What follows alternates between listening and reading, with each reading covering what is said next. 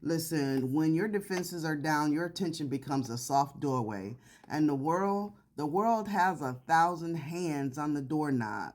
Here's the hidden architecture behind distraction and why it's so effective, and how to move like someone who refuses to be harvested. What's really happening when you're distracted is that distraction is rarely random, it's pattern.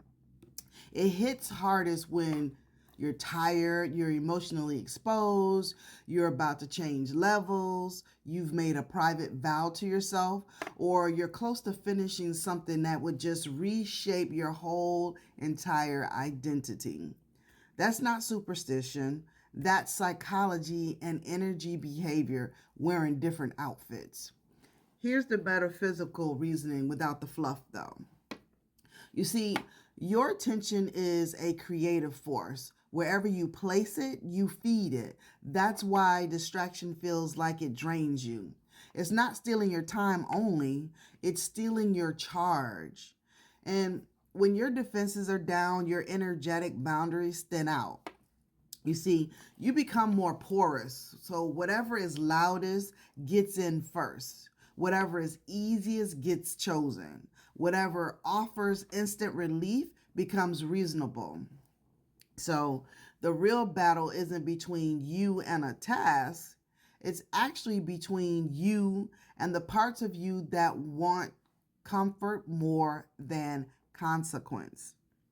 You see, the esoteric reasoning is that there are two ways that people are controlled. They're either controlled by force or by rhythm. And modern life rarely needs force, it uses rhythm patterns. It uses notifications, rhythm patterns, scrolling, rhythms, pattern. It uses arguments, dopamine loops, endless content, endless opinions. It's not just fun, it's a tempo, it's a rhythm, a drum beat. And if you let the world set your tempo or your tone, your life becomes a dance to music you didn't even choose. So, esoterically, distraction is a spell made of repetition. And most spells don't look like cauldrons, they look like habits.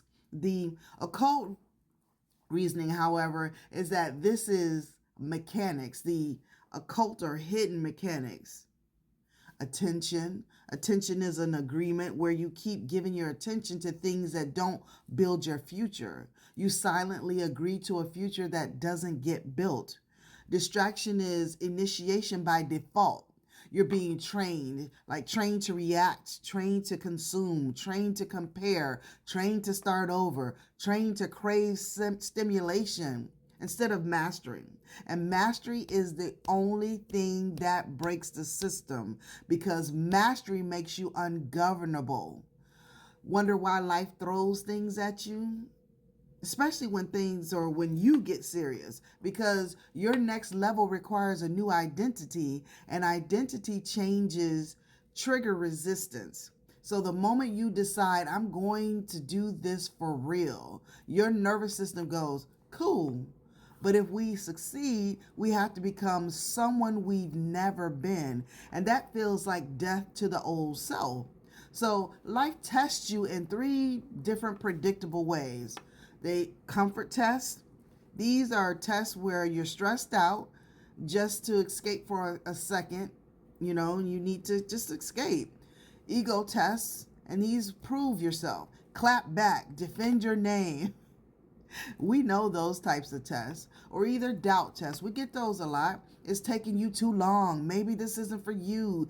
Each test, however, is a fork in the road. Short term versus long term reality.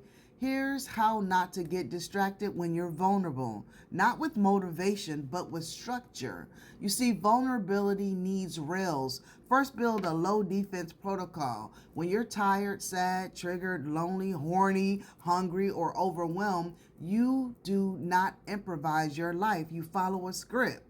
Your protocol can be water and food, shower, a 10-minute reset, walk, 25 minutes on one task with your phone in another room, sleep if needed. You're not weak for needing a protocol. That's wisdom, that's self leadership. Second, stop fighting distraction like it's a monster. Distraction is bait. Don't wrestle bait. Instead, ask, what feeling is this trying to save me from? Fear of failing, fear of being seen, fear of not being enough, grief, boredom, the discomfort of discipline. Name the feeling, and then the spell cracks. Third, use the one door rule. If you open too many doors, you live in the hallway. Pick one door per day that matters. One project, one mission, one money move, one body move, one relationship move. If you win one sacred thing daily, your life cannot stay the same. The fourth, make your success non-negotiable and small. People fail because they make success huge. Make it embarrassingly small, then consistent. 20 minutes a day on the thing, whatever that one thing is, one outreach message, one page written, one invoice sent, one lesson study, one meal prep. Consistency is a quiet flex. Now the fifth, cut attention leaks. Your energy is bleeding in tiny places. Comment sections, group chats, doom scrolling, gossip, arguing with people committed to misunderstanding you, consuming content with no output. Make a rule. Consume only what you can convert. Here's like some things that you can convert. And you want to be able to convert them into like notes, action steps, content, a decision, a skill. If you can't convert it, it's dessert, not dinner. Here's how to do what you need to do to be successful. Success is a ritual, not a personality trait. Here's the ritual stack that works. In the morning, claim your mind before the world touches your attention. 3 minutes of silence. Write the one outcome for today. Do 25 minutes on it before anything else. You are telling reality, I set the tone here. Midday, protect momentum. Schedule distraction. Don't avoid it because it's going to happen. 10-minute scroll allowed after you finish your block, whatever that block is. Keep your phone physically away during creation. Distance is discipline. And at night, seal the day. Write what worked. Write what distracted you. Plan tomorrow's first move. That's how you build a feedback loop. That makes you sharper every week. Maintenance is the part that nobody really glamorizes, and it's understandable, but it's the real throne. There are 3 dangers after you level up. The comfort coma, I made it, I can relax. Identity inflation, I'm the brand now. I don't have to do the basics.